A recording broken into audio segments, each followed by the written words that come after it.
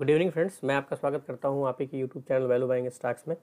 आज जिस स्टॉक का एनालिसिस हम आपके साथ करेंगे उसका नाम आईडीएफसी फर्स्ट बैंक लिमिटेड है, जो आपकी स्क्रीन के सामने ही है। ये बैंक आपको क्यों अपने पोर्टफोलियो में रखना चाहिए, आज हम इस पर लार्ज डिस्कशन करेंगे इसके ऊपर। एक तो ये एक प्राइवेट बैंक है और इनकी जो बैंकिंग रिटेल की तरफ ज़्यादा फोकस हो रही है।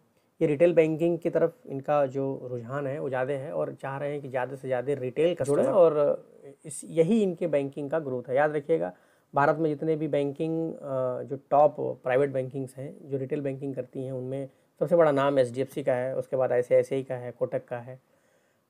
इस तरीके से बैंकिंग में एबी बैंकिंग हमारी शामिल हो रही है, आईडीएफसी फर्स्ट बैंक लिमिटेड।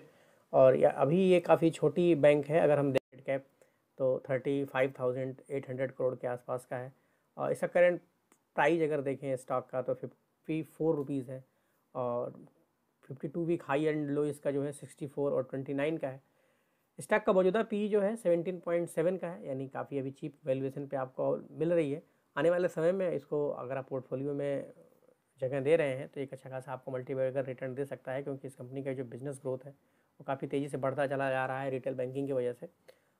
यदि इसमें हम देखें, सबसे बड़ा क्योंकि छोटा बैंक है और हमें निवेश करने से पहले इसके इन्वेस्टर पोर्टफोलियो को भी ज़रूर देखना चाहिए।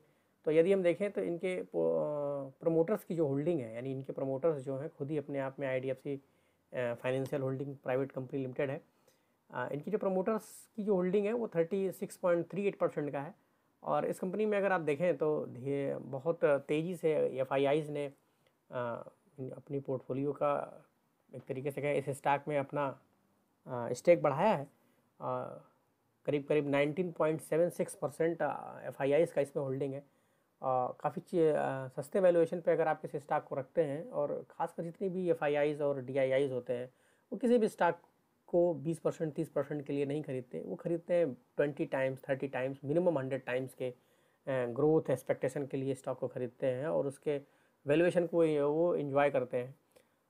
एक नॉर्मल रिटेल ट्रेडर के लिए दिक्कत क्या हो जाता है या रिटेल इन्वेस्टर के लिए दिक्कत क्या बन जाती है, क्योंकि वो अपने पैसे को इतनी बार बार छोटे ही पैसे को बार बार तरीके से रोटेट करना चाहता है, इसलिए वो एक अच्छा रिटर्न नहीं कमा पाता, अच्छा रिटर्न ले भी नहीं पाता, क्योंकि वो जैसे ही उसको 20% 30% का प्रॉफिट ग्रोथ दिखता है वो निकल लेता है स्टॉक में से। जबकि जो स्टॉक यानी इस तरीके के स्टॉक जो आईडीएफसी फर्स्ट बैंक के स्टॉक है, इनका बिजनेस मॉडल जो अभी बन रहा है, यानी कभी कंपनी जो आईडीएफसी फर्स्ट बैंक है वो एक्सपेंशन के प्लान में है। जब इसका बिजनेस आना शुरू होगा तब आप देखेंगे कि ये कंपनी अभी आपको जो 54 रुपीज़ के आसपास है, 200 से 250 के प्राइस बैंड में आपको देखने को मिलेगी। इसीलिए एफआईआईज़ ने देखिए बहुत स्मार्टली तरीके से अपने निवेश को बढ़ाया है और 19.76% का इसमें होल्डिंग बढ़ा ली है। और डीआईआईज़ भी इसी तरीके से करीब करीब 10% का इन्होंने होल्डिंग बढ़ा रखा है। गवर्नमेंट ऑफ इंडिया का भी इसमें होल्डिंग है 4.25% का, और पब्लिक के पास 30% के आसपास है। अगर आप देखें तो पब्लिक के पास 38% था, 38% का जो होल्डिंग था वो घट के हो गया है 30%। तो ये दिखाता है कि पब्लिक के पास पेशेंस बहुत कम होता है लंबे समय के किसी भी स्टॉक में निवेश करके उसमें पैसा बनाने के लिए। लेकिन अब समय बदल रहा है, पब्लिक भी हर तरीके से चीज़ों को पढ़ रही है, देख रही है, मार्केट वॉच कर रही है और काफ़ी अपडेट कर रही है अपने आप को। तो अच्छा खासा पैसा बनाने के लिए आज भी जो स्टॉक मार्केट है वो जाना जाता है।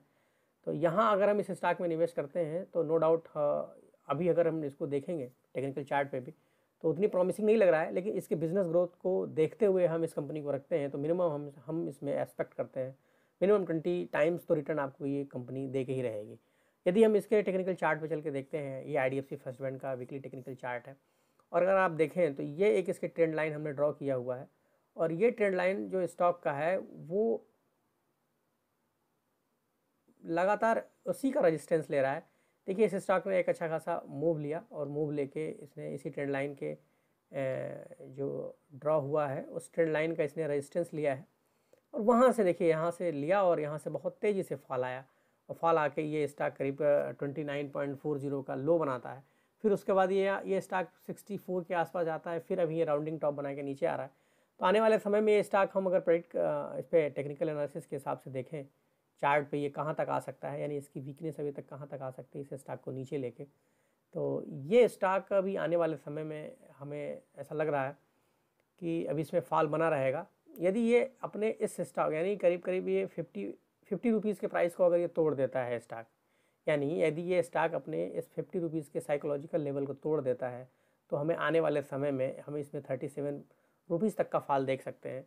लेकिन ये उस फेज़ में जब स्टॉक 50 रुपीज़ के प्राइस के नीचे जाता है तो उस फेज़ में हमें इस स्टॉक को बेच के निकलना नहीं है। याद रखिएगा दोस्तों, हर बार स्टॉक आपको बार बार मौका नहीं देता उसमें एंट्री करने के लिए। और जब स्टॉक में एक बार आपने प्लान बना लिया है कि नहीं हमें इसे लॉन्ग टर्म के लिए रखना है तो मिनिमम 5 ईयर के लिए रखिए अपने पोर्टफोलियो में। यदि ये स्टॉक 50 रुपीज़ के प्राइस को ब्रेक कर देता है तो आपको पहला इसमें जो फॉल मिलेगा वो इसके 47 रुपीज़ के आसपास का है और अल्टीमेट इसका जो फॉल है वो 37 रुपीज़ का है। तो इस फॉल के बीच में यानी इस प्राइस के फॉल के दौरान हमें स्टॉक को धीरे धीरे अपने पोर्टफोलियो में एक्यूमुलेट करके रखना है और वहाँ से हमें मिनिमम 10 टाइम्स जहाँ से भी आप इसको परचेज़ करें मिनिमम 10 टाइम्स के लिए अपने पोर्टफोलियो में रखें और ये स्टॉक आपको आने वाले समय में एक अच्छा खासा आपको बेनिफिट्स अपने स्टॉक प्राइस के रूप में दे के जाएगा, स्टॉक प्रीमियम के रूप में दे के जाएगा। और मैं आपको अंत में एक बात कहना चाहूँगा आप सभी से कि मेरी जो एनालिसिस है वो एजुकेशनल पर्पज़ की एनालिसिस है। मेरा जो है मैं कोई सेबी रजिस्टर्ड स्टॉक एनालाइज़र नहीं हूँ। मैं स्टॉक को स्टडी करता हूँ और आप लोगों से साझा करता हूँ और आपके साथ मैं ज़रूर इस बात को कहना चाहूँगा कि IDFC फर्स्ट बैंक जो कि बहुत तेज़ी से ग्रो करने वाली बैंक है और आप इसका हर जगह देख रहे होंगे, इसकी ब्रांडिंग और उसकी एडवर्टाइजिंग काफ़ी तगड़ी चल रही है। मौजूदा समय में इसके ब्रांड एम्बेसडर अमिताभ बच्चन जी हैं और भी देखेंगे कि ये जो कंपनी है यानी जो ये बैंक है IDFC फर्स्ट बैंक, ये बहुत तेज़ी से अपने किसी भी IPL का चाहे क्रिकेट मैच हो या कोई इंटरनेशनल मैच हो, हर जगह अपनी प्रेजेंस बनाई हुई है अपनी एडवर्टाइजिंग के दम पे। तो निश्चित रूप से ये बैंक एक उभरता हुआ बैंक है। आप इसमें निवेश करके एक अच्छा खासा अपना प्रॉफिट फ्यूचर के लिए बना सकते हैं। और इन्हीं सब चीज़ों को मैं एक चीज़ और मैं कहना चाहूँगा आपसे कि कृपया आप हमें इस कमेंट बॉक्स में ज़रूर लिखिएगा कि आपने IDFC बैंक का एडवर्टाइजिंग लास्ट टाइम में कहाँ देखा था। इन्हीं सब चीज़ों के साथ बहुत बहुत धन्यवाद आपका।